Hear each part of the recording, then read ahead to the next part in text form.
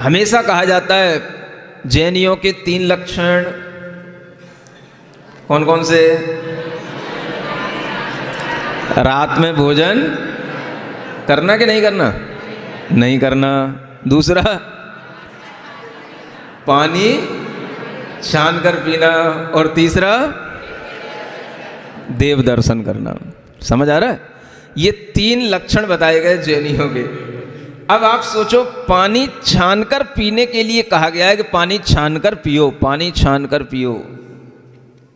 पानी छानकर पियोगे तो क्या हो जाएगा? इतना हो जाएगा कि आपके लिए जो त्रस जीव उसमें होंगे, 2 इंद्रिय आदि जो त्रस जीव होंगे, उनकी आप रक्षा कर पाएंगे, उनका घात नहीं होगा, और उन जीवों से रहित वो जो जल है उसका आप ग्रहण करें। लेकिन एक इंद्रिय जीव की रक्षा तो आप कर ही नहीं सकते। अब वो तो जल का एक जीव जो उसमें, चाहे अब उसको ठंडा पियो या गर्म करके पियो। सुन रहे हो? समझ लो, एक बार सिद्धांतिक बात है। ठंडा करके पियोगे तो मुंह में जाकर के उन्हें मरना पड़ेगा। जैसे ही आपके मुंह में गए तो मरना पड़ेगा उनको। समझ आ रहा है? आपके शरीर की गर्मी से मर जाएंगे, आपके मुंह के चर्बन से मर जाएंगे। तो ठंडा करके पियोगे तो ऐसे मरना है उनको। नहीं समझ आ रहा है? और गर्म करके पियोगे तो गर्म करके भी मरना है उनको। मरना तो निश्चित है। पानी पीने के लिए उन जल का एक जीवों का घात होना तो निश्चित है। भोजन करने के लिए वनस्पति का घात होना, वनस्पति का एक जीवों का घात होना तो निश्चित है। अब जब हम उस जल को गर्म कर लेते हैं, सुनो, कई बच्चे लोग पूछते हैं इस बात को, जब हमने जल को गर्म कर लिया तो उसमें से जल का एक जीवों को मार दिया, मार करके फिर हमने उस जल को पी लिया, तो वह प्रासुक कैसे कहलाया? ऐसा पूछते हैं ना बच्चों के मन में, दिमाग में प्रश्न आ सकता है, आता ही होगा। समझ रहे हैं ना? तो पहले तो हमें ये बात पता होनी चाहिए कि जब भी कभी हम जल का सेवन करेंगे तो वह जल में जीव हैं, हम जीव सहित ही पिएंगे उसको। सुन लिया? क्या सुन लिया? अगर हमने उसको गर्म नहीं किया तो उस जीव सहित उस जल का सेवन किया। देखो कैसी विडंबना है। अब इसमें सीखना पड़ेगा आपको कि किसमें कितना फायदा है ना? अगर हमने उसको गर्म करके पिया तो एक बात तो ये हो गई कि कम से कम हमने जीवों को सीधा अपने मुंह में रख करके मारा नहीं। फिर आप सोचोगे महाराज ये कौन सी बात हुई? उन जीवों को हमने मार तो दिया ही, चाहे गर्म करके मारा चाहे मुंह में मार लिया। इन दोनों में भी अंतर है। समझ आ रहा है? क्या अंतर है? मुंह में रख करके मारना ज्यादा अत्याचार कहलाएगा है? लेकिन अगर आपने गर्म करके उन जीवों को निष्कासित किया है तो मरना तो उनको निश्चित था ही, निकलना तो उसमें से उनको निश्चित था ही, लेकिन अब जो वो जल रह गया वो शुद्ध जल रह गया, जीव रहित जल रह गया।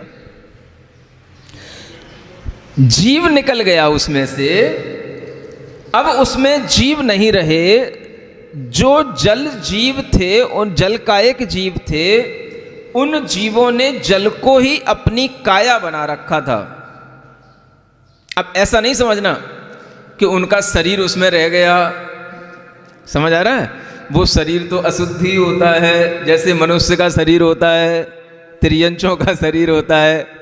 ये एक समझने की चीज है कि उन जीवों का शरीर वैसा नहीं होता जैसा त्रस जीवों का होता है।